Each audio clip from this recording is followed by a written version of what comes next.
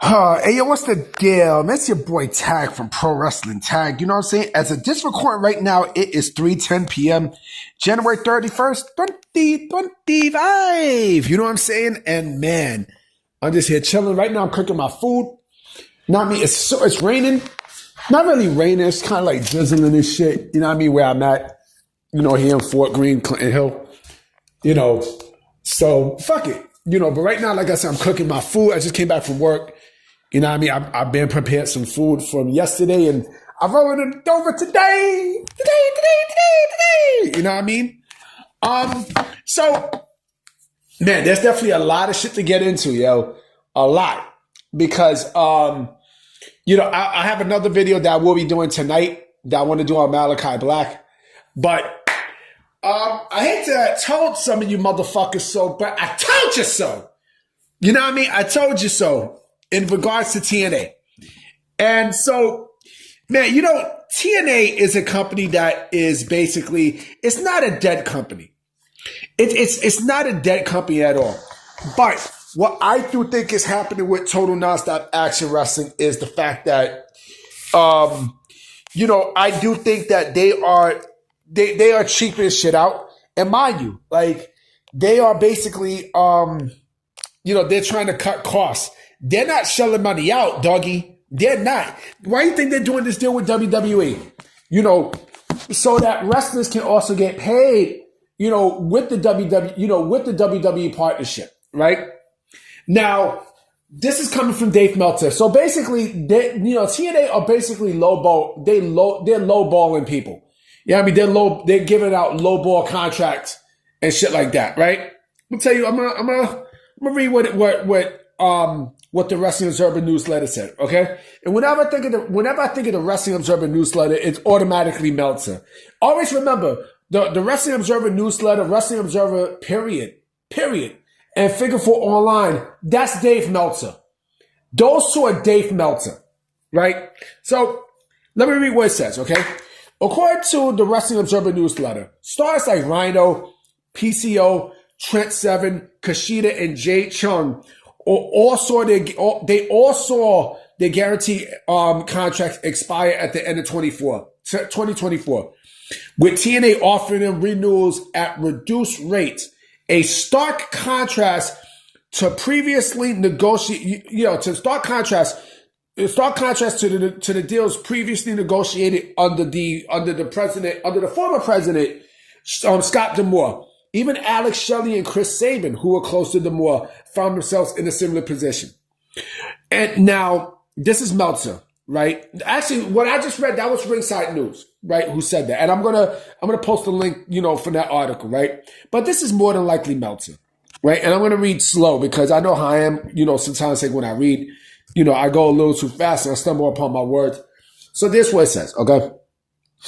From the TNA side regarding the cost cutting, those who left and those who were offered new deals with less pay or to be switched to a per event for guaranteed deals were from their standpoint people overpaid.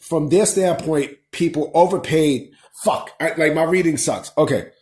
From the TNA side regarding the cost cutting, those who left and those who offered new deals with less pay or to be switched to a per event for guaranteed deals, from their standpoint, people overpaid in deals that Scott D'Amore has signed. Those deals with Rhino, PCO, Trent Seven, Kushida, Jade Chung, who departed, had their contracts expire at the end of the year and were offered renewals at less money. This was similar to with Alex Shelley and Chris Sabin, who were close to D'Amore. D'Amore had supposedly promised certain things to talent that once he's gone, the new management didn't go for. So basically, Anthem, seeing these contracts and they seen the people who were up for deals and they said, take it or leave it, bitch. Take it or leave it. And that's exactly what happened. They basically cheaped stuff out. You know what I mean? And, again, that's why TNA is doing this deal. That's exactly why they are doing this thing with WWE so that, I guess it's compensation. I guess you can see it's compensation stuff. And yes, TNA has signed some people.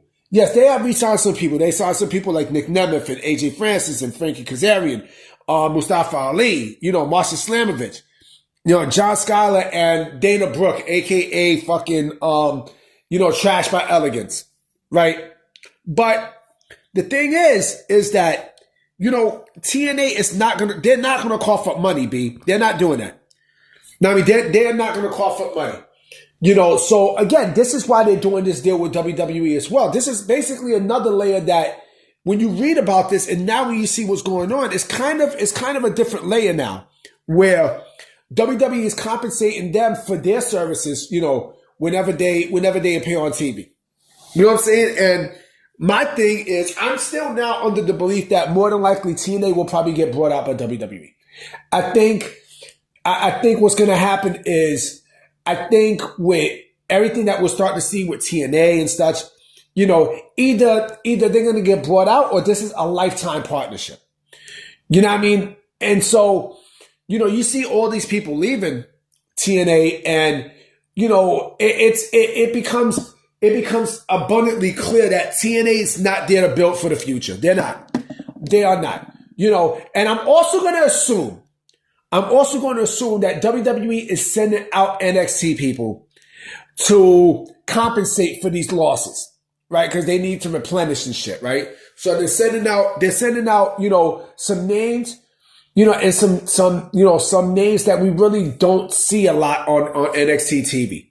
You know what I mean? Like, names that were probably on fucking, what you call that shit? NXT Level Up. You know what I mean? They'll probably send names out there, for that.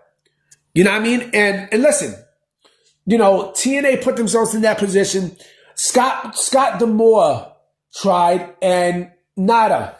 And see that Anthem does not really give a fuck about TNA, but they need TNA. You know what I mean? They need TNA because again, Anthem runs the Fight Network. Fight Sports and such. I could be wrong, but I think they own Access TV. I think. I'm not sure. I got to go back and look. But yeah, man, I mean, but you know what is truth? I think the damage with the AEW relationship has reared this ugly head. I think, TNA is a damaged brand, but WWE, WWE sees value in TNA because basically they're going to wind up taking all their superstars anyway. All their superstars are going to wind up going to WWE anyway. So, I guess it's a win-win for everybody, I guess. You know what I mean? But the fact that they're lowballing people, you're going to have people who's going to leave, but they're going to wind up bringing people anyway. And I think with with the relationship with WWE, I think WWE is going to help replenish those people and such. And yeah. I mean, don't get me wrong. They're also going to get people from the indies as well. And this is also where the WWE ID program comes in too. Now, because they can send people from the ID program, over there too, but the fact that they're giving lowball contracts, I don't know, man. It doesn't look good for TNA. Remember TNA with Trish Stratus, Tess and Albert? Trish Stratus was fucking gorgeous, yo. Damn, I'm not really a white woman lover, but goddamn, she is fucking gorgeous. And you know what? Since I'm not a white woman lover, now I mean they're not ugly either. It's just not my preference. I will say this: if there was white people that I am attracted to, it's basically fucking brunettes and redheads. Brunettes and redheads. Plain and simple. I'm about to be out, guys. You know what I mean? I definitely will be coming back with another video tonight. So I'm gonna holler at y'all.